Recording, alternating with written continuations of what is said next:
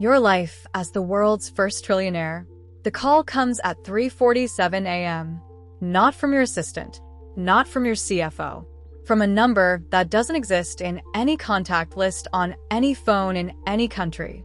You answer it because you recognize the last four digits, a code you set up 7 years ago with a man who is now the finance minister of a G7 nation. He says 3 words. You hang up. You walk to the window of your Geneva penthouse and look at the city below, the lights, the order, the stillness, and you understand that in approximately 6 hours, the global financial system will price in something that you already know, and that by the time the markets open in New York, you will be worth more money than any individual human being has ever controlled in the history of civilization. Not billion, not 100 billion, trillion. The word doesn't feel like a number. It feels like a threshold, like the moment a river becomes an ocean and the rules of physics change beneath you. You don't celebrate. You call your lawyer, and then you start thinking about who else knows. Before we go any further, drop in the comments. At what level do you think the money stops feeling real? Because what happens at level 7 is something nobody in finance will say out loud. Stay until the end. You'll understand why. Level 1, the accumulation. You're not born into this. The myth says you were, but the myth is wrong. What you were born into is proximity, a family with enough capital to give you the first rung, but not the ladder. The ladder you built yourself, at 22, in a two-room office above a dry cleaner in Austin, Texas, running a software optimization company with 4 employees and a $200,000 line of credit that kept you awake every third night. The first million takes 4 years. You remember the exact moment you see it in the account, $1,040,000, and you feel almost nothing. Not because you're numb yet, because you're already calculating the next thing. The million was never the point. The million was confirmation that the method works. The method is simple and not secret, and yet almost nobody executes it cleanly. Identify inefficiency, build the solution before the market prices the need, sell it at the moment of maximum demand. Do this in markets that are large enough to matter and boring enough that smart people ignore them. The boring markets are where the money actually is. You sell the Austin company at 27 for $34 million. After tax, after fees, after the 2 investors who get their cut, you walk away with $19 million. You put $17 million back into the next thing immediately because cash sitting still is an ideology you rejected in your early 20s and have never revisited. At level 1, the rule is this. The money is a tool, not a destination. The people who stop at level 1 are the ones who mistake the tool for the point. You don't stop. Level 2, the leverage. At 31, you control $400 million across 6 entities in 4 countries. The entities are not hidden. They are structured. There is a difference that your tax attorneys explain to you over 18 months of weekly calls, and by the end of those calls you understand the global capital system at a level that most people who work within it never reach. The system is not designed to be fair. It is designed to be navigable. Fairness is a retail concept. Navigation is what the capital class actually does. You hire your first government relations team at this level, 3 people whose job is to understand, in real time, what legislation in which jurisdictions will affect your positions before it is publicly announced. This is legal. The information is public. The skill is synthesis, assembling public information faster and more completely than anyone else and acting on it before the market catches up. You move from operating companies into capital allocation. You are no longer building things. You are funding things, and the things you fund are selected not for their product, but for their structural position in markets that are about to become critical. You identify 2 such markets in 2019. One is data infrastructure. One is pharmaceutical supply chain. Both are boring. Both are enormous. Both are about to matter in ways that nobody has publicly articulated yet. The pandemic arrives in 2020. You do not cause it. You did not know it was coming. What you knew was that the systems were fragile, and that fragility in large systems creates opportunity at scale. You clear $4.2 billion in 14 months. At level 2, you learn the first uncomfortable truth. Being right is not the same as being good. The money came from a correct thesis about systemic vulnerability, and the systemic vulnerability cost millions of people their jobs, and some people their lives. You did not cause any of it. You simply saw it first and positioned accordingly. Whether that is admirable or monstrous depends entirely on who is asking and what they need from the answer. You stop answering that question somewhere around month 8. Level 3. The infrastructure by 35. Your net worth is documented at $38 billion. Documented is a word that deserves examination. The $38 billion is what appears in the places where things must appear. The full picture is more complex, structured across holding companies, family offices, trust instruments, and investment vehicles that are entirely legal and entirely opaque, not because you are hiding anything, but because at this scale, opacity is not a choice. It is a requirement. Visibility at this level creates targeting, regulatory, political, personal. You are not hiding. You are managing exposure. You build the infrastructure at level 3. Not financial infrastructure, you have that. Human infrastructure. You hire a chief of staff who previously ran operations for a head of state. You hire a private intelligence firm to monitor your exposure in 12 countries. You hire a legal team spread across 6 jurisdictions whose combined annual fee is $24 million and whose job is to ensure that your structure is always one step ahead of the frameworks being built around it. You build a network that operates the way intelligence agencies operate. Compartmented, need to know, with clear lines of authority and no single point of failure. Most people at your wealth level manage their affairs. You have built a system that manages itself, with you as the architect rather than the operator. The psychological shift at level 3 is this. You stop thinking about money as money and start thinking about it as physics. Capital has mass. Mass creates gravity. Gravity attracts more mass. Your job is no longer to make money. Your job is to manage the gravitational field. Level 4, the influence. At 40, you are worth $120 billion and your name appears in more government briefings than most elected officials. Not because you sought it, because at this scale, you are a systemic variable. When you move significant capital in or out of a market, the market moves. When your investment thesis becomes known, and despite every precaution, theses at this scale eventually become known. Other capital follows. You are not leading the market. You are the market in the sectors where you operate, and the people who regulate those sectors have begun to understand this with a clarity that makes some of them uncomfortable and some of them very interested in your friendship. The friendship of powerful people is not friendship. You understand this at level 4 with a precision that you did not have at level 1. At level 1, you still believed in genuine alliance. At level 4, you understand that what powerful people offer each other is mutual utility. The relationship lasts precisely as long as the utility is symmetrical. When the utility becomes asymmetrical, the relationship changes in the direction of the person with more leverage. You spend significant resources ensuring that your leverage is always at least equal. You fund a think tank, 3 university research centers, a foundation whose stated mission is climate infrastructure and whose actual function includes the production of policy-aligned research that reaches the offices of legislators in 7 countries before their own staff has written the briefing notes. This is entirely legal. This is how the world actually works. You are not corrupting a system. You are operating within the system's actual architecture, which is invisible to most people because most people interact with the system's stated architecture. The stated architecture is for voters. The actual architecture is for people at level 4 and above. Level 5, the convergence.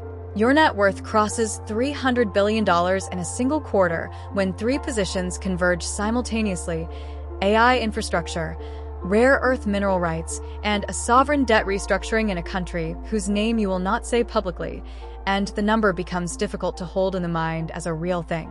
Your finance team stops sending you daily summaries.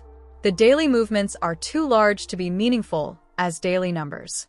You receive weekly synthesis reports and quarterly strategic assessments and an annual review that takes 3 days to present and requires 17 people in the room. At level 5, the thing that changes is not the money.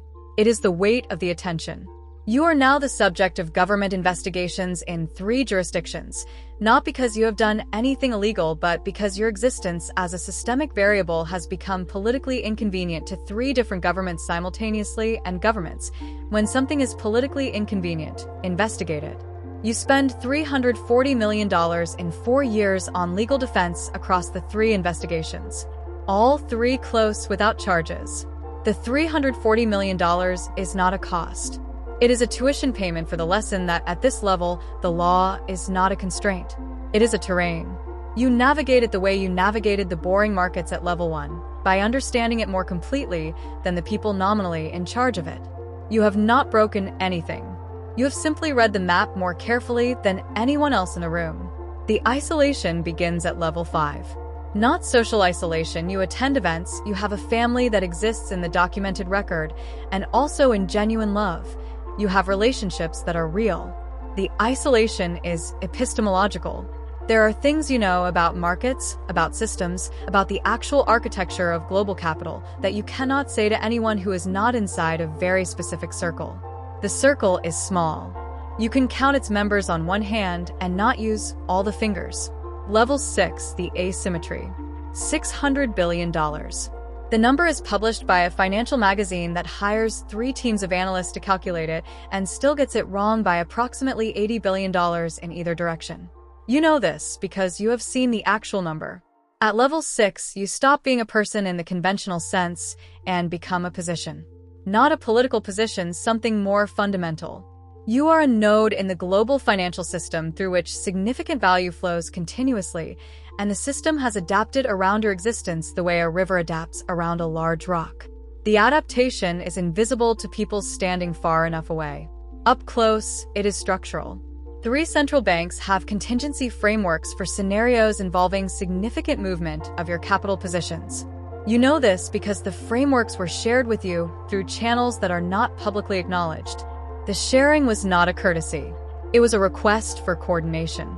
Central banks do not coordinate with private individuals, except when the private individual is a systemic variable of sufficient magnitude that the coordination is a requirement. You coordinate. The moral weight of this is something you have learned to carry by distributing it across the structure of the reasoning. The coordination produces stability. Stability benefits everyone. The alternative is volatility. Volatility destroys value. Destroyed value is not abstract. It costs real people real things. This reasoning is correct. It is also convenient. You have stopped examining the convenience. You have dinner with 4 heads of state in a calendar year. None of these dinners are publicly disclosed. The conversations are real. The outcomes are real. The decisions made at those dinners shape policy that appears, months later, as the product of democratic deliberation. The deliberation is real. The inputs to the deliberation were shaped at dinner.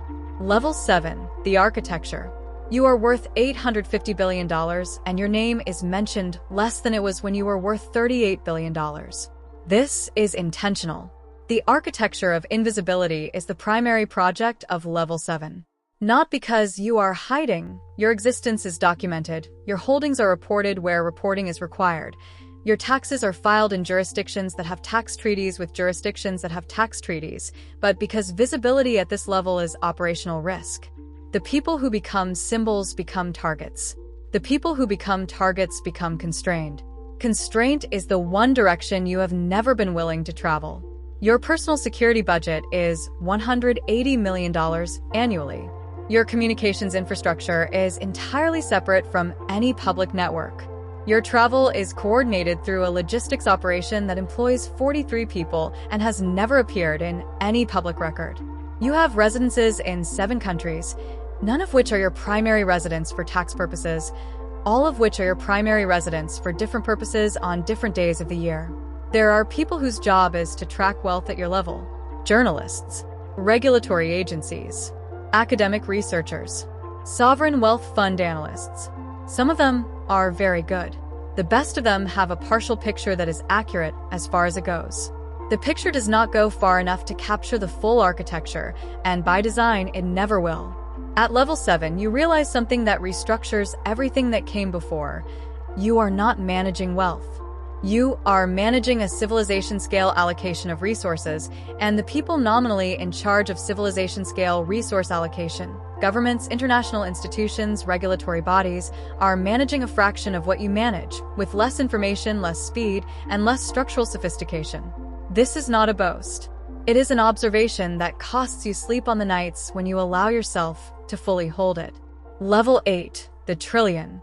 The call at 3:47 a.m. was about a sovereign wealth fund transaction that closes at precisely the moment 3 other positions hit their predetermined thresholds simultaneously. The legal structure that holds all 4 elements was built over 11 years across 9 jurisdictions by a team of 41 specialists who each knew their piece, and none of whom knew the whole. You knew the whole. The net asset calculation, when your chief financial officer sends it at 7:23 a.m. Geneva time, reads $1 trillion. $1 trillion. You are the first private individual in human history to control this amount of wealth. You sit with the number for approximately 40 seconds. Then you ask your CFO what the tax exposure is on the sovereign fund transaction and whether the 3 threshold positions need to be rebalanced before the New York Open. This is what level 8 actually is. Not the number. The response to the number. The fact that the number, the largest number in the history of individual human wealth, produces 40 seconds of sitting and then a question about rebalancing. The number is real. The feeling is absent. Not because you're broken. Because at this level, you have been trained by the progression of the levels themselves to respond to numbers as information rather than events. The trillion does not feel like winning. It feels like a new constraint. Because at a trillion, you are no longer too big to fail. You are too large to move freely. Every significant capital action you take is a seismic event in the system. You cannot exit a position without moving the market you are exiting. You cannot enter one without creating the conditions of your own entry price. You are the largest single actor in the global financial system, and the largest single actor in any system is also, in a very specific way, the least free participant in it. The people who run nations understand this. The people who command armies understand this. You now understand it. The weight at level 8 is not external. It is not regulation or investigation or political opposition, though all of those exist and all of them are managed. The weight is internal. It is the specific gravity of knowing that the decisions you make from this position affect the material conditions of millions of people who do not know your name and would not believe the number if they heard it. You did not set out to acquire this responsibility. You set out to solve an inefficiency in a software market in Austin, Texas, at 22 years old. You followed the logic of the system, one level at a time, and the logic brought you here. The logic is not finished. It never is. Somewhere right now, a 22-year-old is in a 2-room office. Maybe Austin. Maybe Nairobi. Maybe Seoul. He has a $200,000 line of credit and 4 employees and a thesis about an inefficiency that everyone else finds too boring to bother with. He thinks the goal is the first million. He thinks the game ends somewhere around financial freedom. He doesn't know about the levels. He doesn't know what happens to the way you see money, and then markets, and then systems, and then people, and then yourself, one level at a time, one threshold at a time, until the number on the screen is so large it stops feeling like money and starts feeling like weather. He presses send on a pitch deck. The logic begins. Here's what I want to know, and I want real answers in the comments. At what point does money stop being freedom and start being a cage? Because every level in this story, the walls get more expensive and less visible. Is level 8 liberation, or the most sophisticated prison ever built? Subscribe if this one made you think differently. Like it if you stayed until the trillion. And share it with the person in your life who thinks the goal is just getting rich, because the goal is never just getting rich. The goal changes with every level. And by the time you understand what the real goal is, you're already inside a system that has its own momentum and its own direction and its own logic. And the logic doesn't ask your permission.